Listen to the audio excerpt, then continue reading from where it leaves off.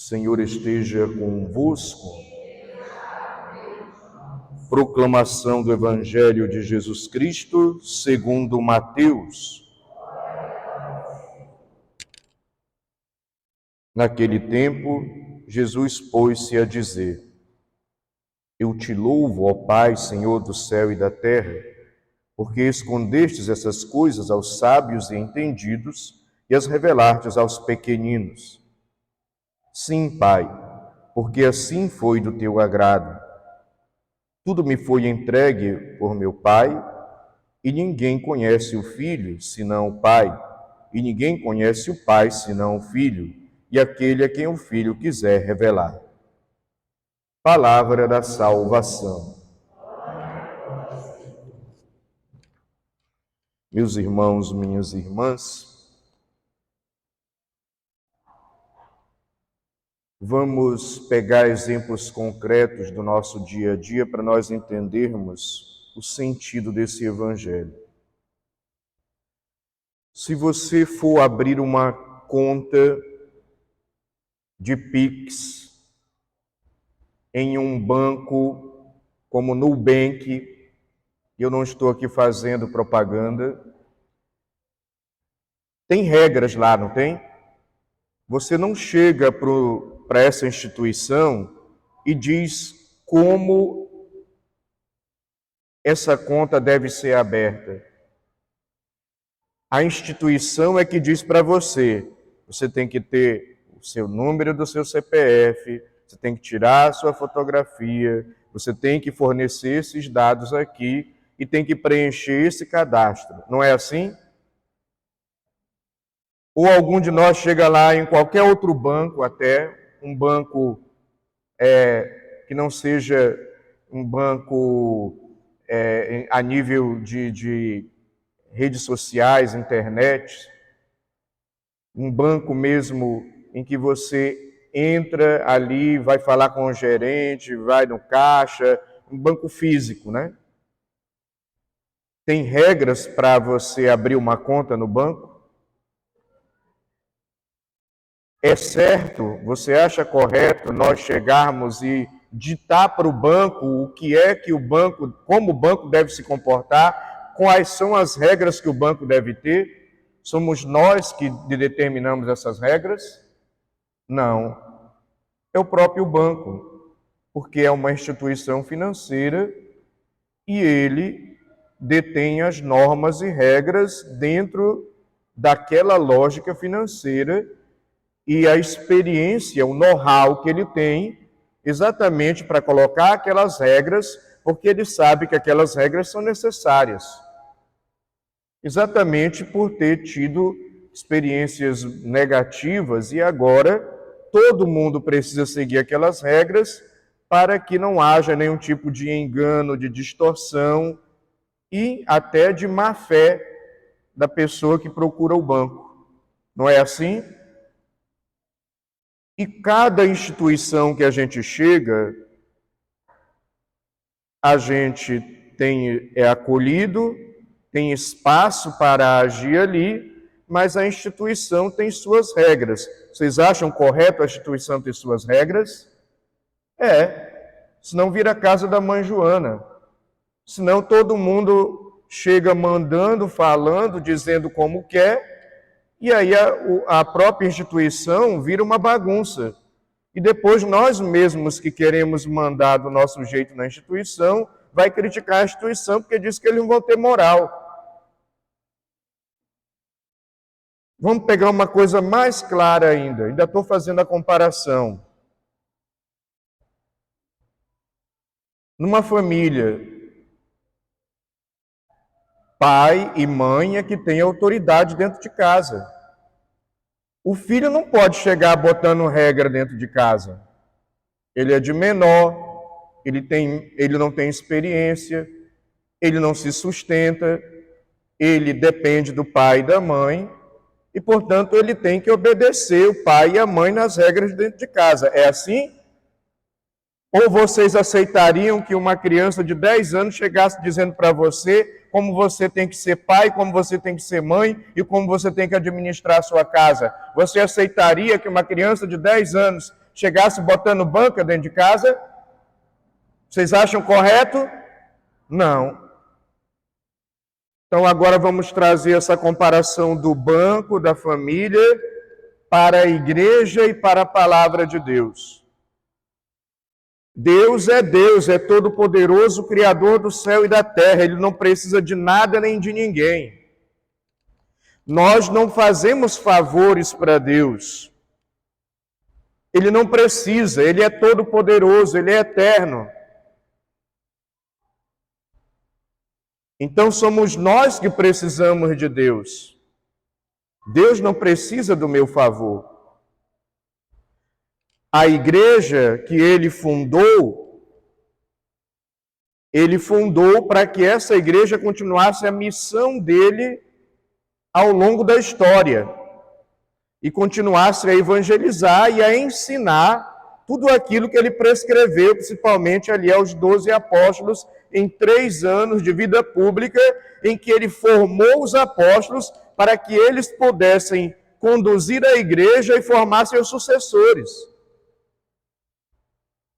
Então a igreja também é uma instituição, como o banco é uma instituição, como a família é uma instituição. E às vezes nós, leigos, queremos chegar na igreja e dizer como é que ela deve agir. Como é que eu quero, como é que me agrada. Nós queremos botar regras para a igreja, botar o nosso padrão, a maneira que eu penso, como eu quero, como eu acho.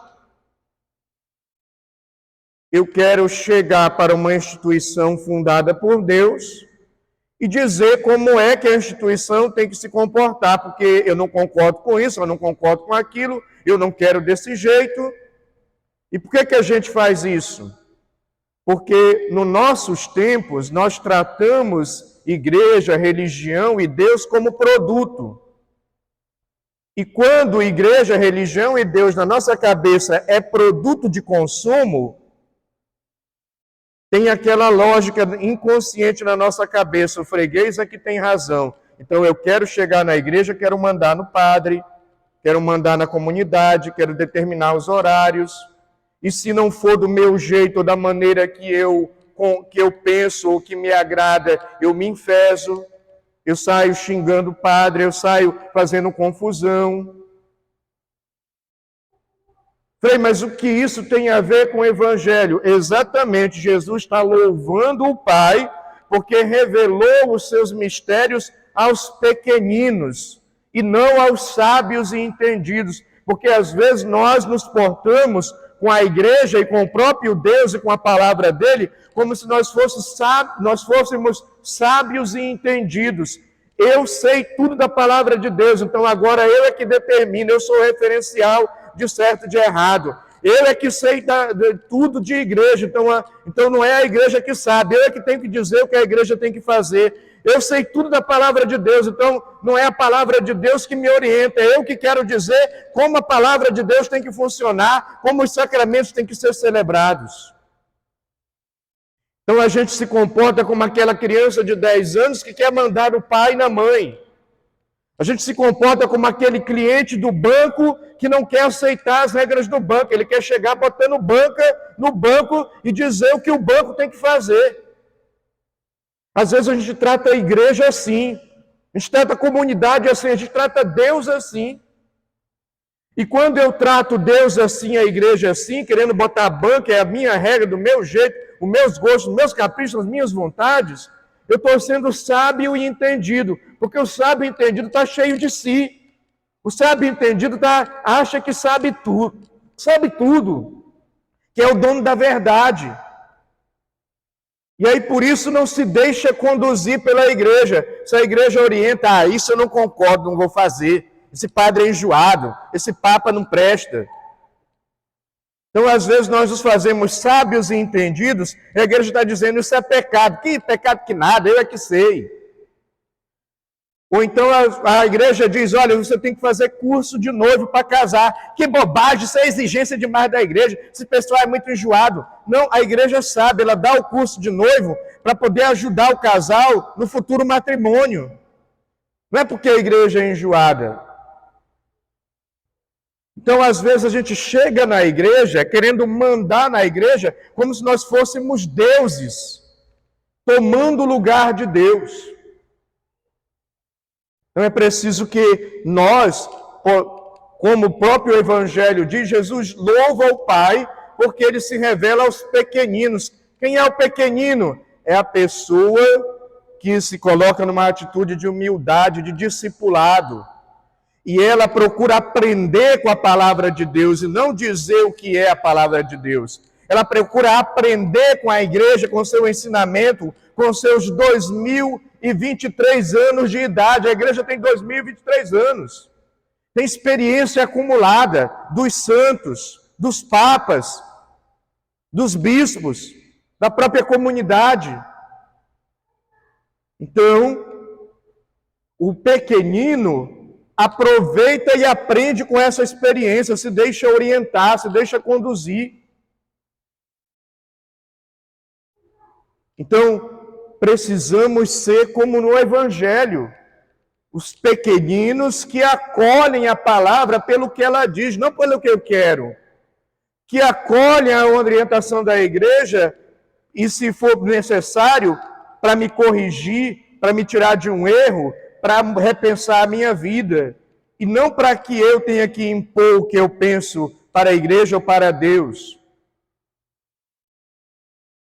Então, às vezes, nós, não por maldade, não porque nós somos pessoas ruins, de forma alguma, por ignorância, mas a ignorância de não conhecer, por uma falta de uma boa catequese, de primeira Eucaristia e de Crisma, por uma falta de aprofundamento da fé.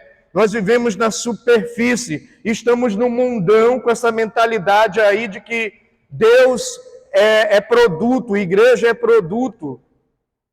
E se é produto, tem que me agradar, tem que fazer as minhas vontades. Não, Deus e igreja não é para te agradar, não é para fazer tuas vontades. Uma igreja que te agrada, que faz as tuas vontades, não te salva, não te converte, não te santifica, não te ajuda na tua vida. Você não cresce. Assim como pai e mãe que não corrigem filho, estraga o filho.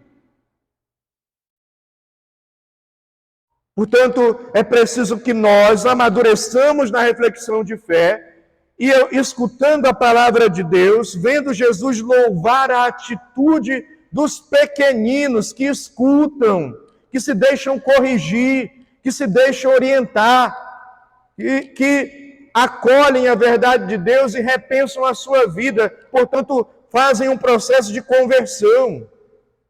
Porque quando eu tomo a postura de sábio e entendido, eu chego botando banca, eu chego achando que eu sei tudo, e eu não aceito nada que a igreja fala, nada que a doutrina ensina, nada que os mandamentos ensinam, nada que a palavra de Deus ensina, porque eu sou sábio e entendido, cheio de mim, das minhas ideias, eu não aceito a verdade que vem de Deus.